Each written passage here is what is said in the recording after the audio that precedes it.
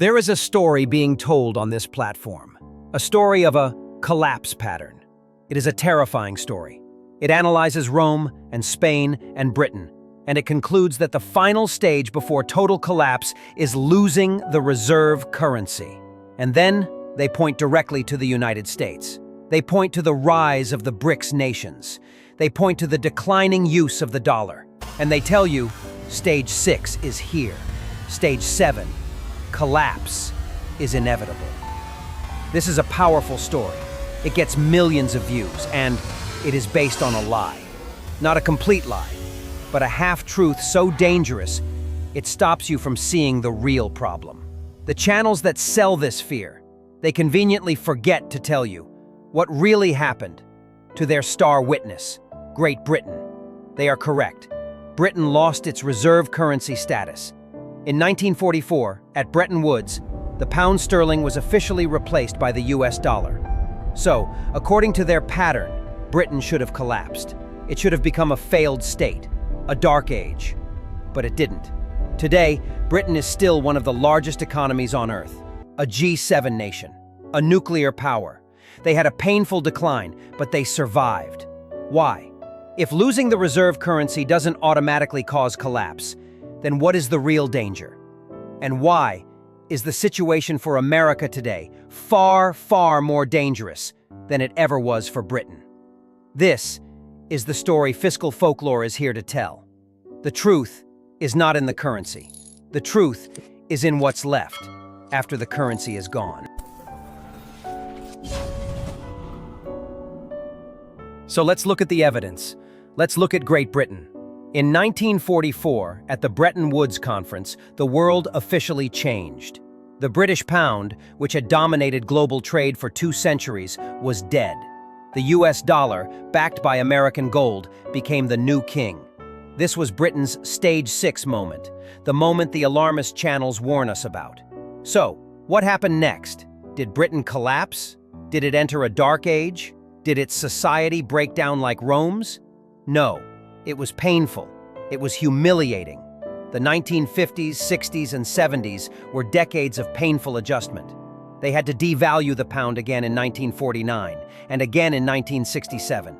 They lost the Suez Canal in 1956. The empire dissolved. They even had to go to the International Monetary Fund, the IMF, for a bailout in the 1970s. This was a controlled decline, as one historian put it, but it was not collapse. Why? Why did Britain survive, while Rome and Spain vanished into obscurity?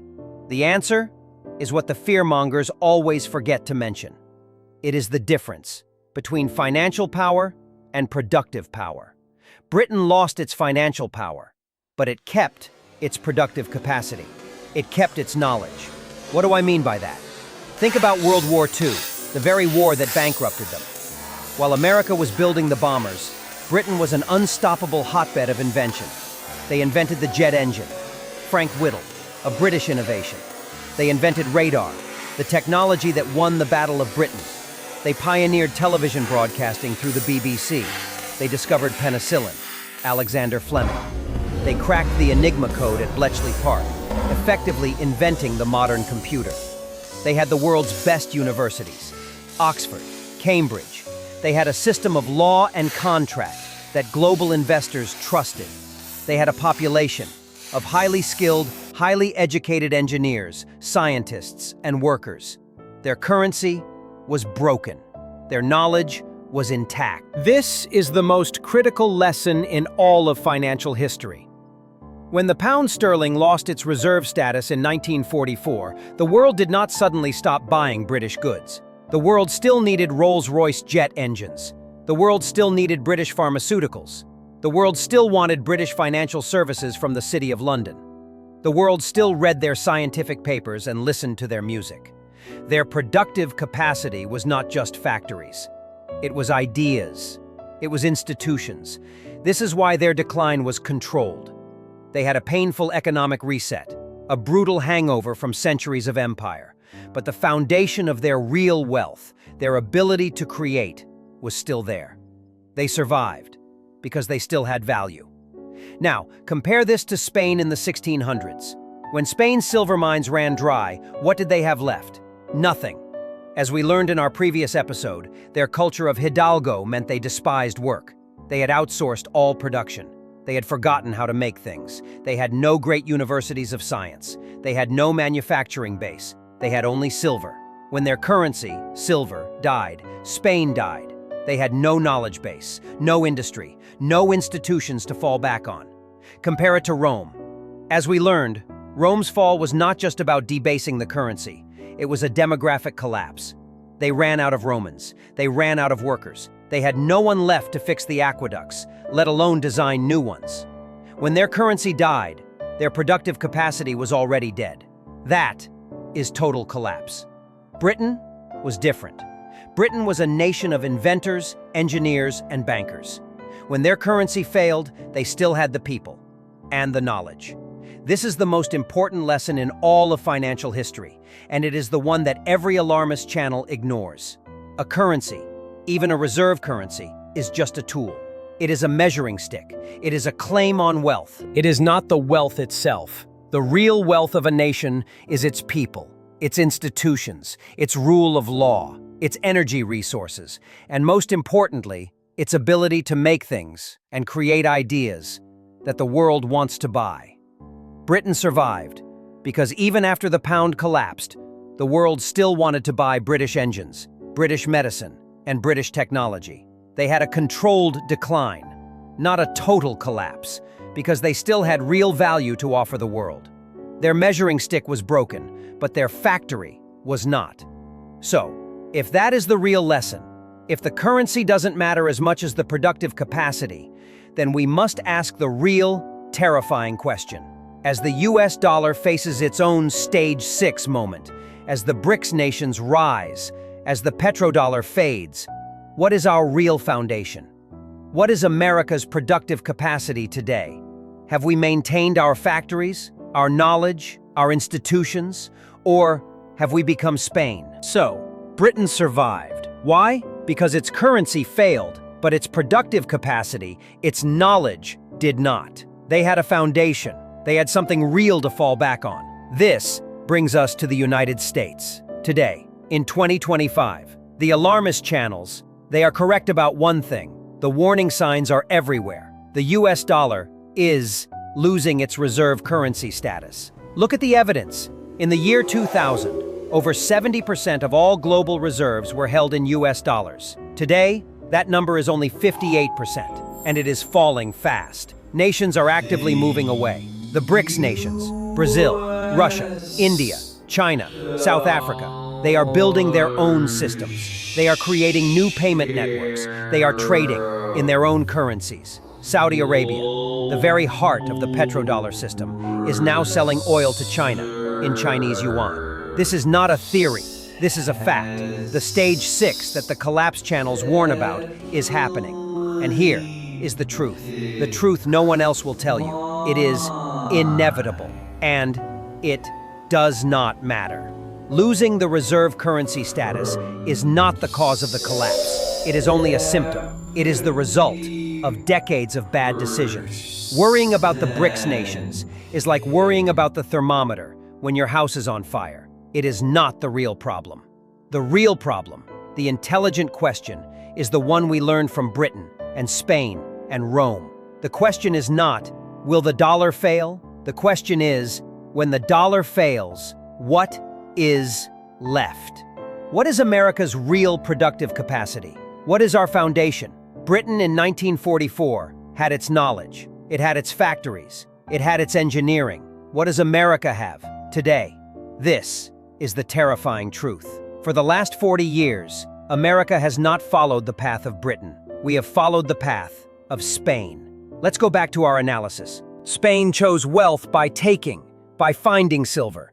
They did not choose wealth by making. They became a pipeline. The silver flowed in, and it flowed right back out to pay for goods they no longer produced. They outsourced everything. They despised labor. They valued only conquest and leisure. When the silver stopped, they had nothing left. They had no backup plan. Their real economy was hollow. Now look at America. What has been our easy silver for the last 50 years? It is the reserve currency status itself. It is the exorbitant privilege of being able to print the world's money. A privilege won for us by the productive generation of World War II, and we have squandered it. Just like Spain, we stopped making things. We chose wealth by finance instead of wealth by manufacturing. We looked down on production. We called it dirty or low skill. We told our children that the path to success was not to build a factory, but to get a finance degree and trade the factory, or get a law degree and sue the factory. We created a culture that values moving money more than making things. We became a nation of bankers, lawyers, consultants, and marketers. We outsourced our productive capacity, our factories, our supply chains, our industrial knowledge. We sent them to China, to Vietnam, to Mexico. We convinced ourselves that this was efficient. We called it financialization, but it was the exact same fatal, arrogant choice that Spain made. We chose to buy instead of build. Let's be very specific. In the 1960s, manufacturing was 25% of the US economy. Today, it is barely 10%. The Rust Belt is not a political slogan. It is a fact. We became a hollowed-out nation, a nation that consumes but no longer creates, a nation that trades paper for real goods. This financialization is the core of our problem. When a nation's economy is based on moving money, instead of making things, it becomes fragile. It becomes dependent. We became dependent on China for manufacturing. We became dependent on the Middle East for oil. We became dependent on the world to accept our paper dollars. This is the illusion of wealth. It is the same illusion Spain had. For decades, this system worked. We printed dollars, and the world gave us real goods. We sent them paper. They sent us cars, electronics, and medicine. We were living on easy mode. We were Spain, convinced the silver would never end. This was a short-term gain for a long-term catastrophe. We traded our real power, our ability to make, for a fake power, our ability to print. But now, the silver is ending. The world is starting to reject the paper.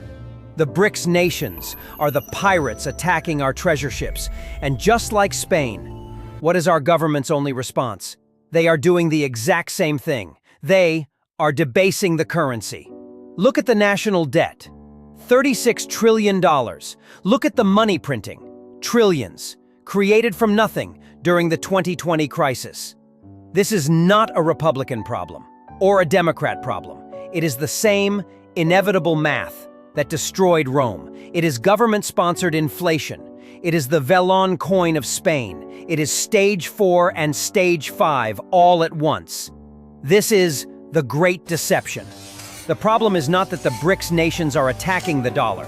The problem is that the dollar is no longer worth attacking for. Its value has been destroyed from within, by our own choices, by our own arrogance, by choosing to be Spain. So, let's ask the real question. When the world finally stops taking our paper dollars, when the easy silver is gone, what is left? What does America make that the world cannot get elsewhere? Britain survived because the world still needed Rolls-Royce jet engines. Does the world need our products? Or have we outsourced the knowledge, along with the factories? Germany and Japan rose because they invested in knowledge and quality. Have we done that? Or have we allowed our education system to crumble? This is the true, deep crisis. In the 1950s, we took on debt to pass the GI Bill. We invested in our people.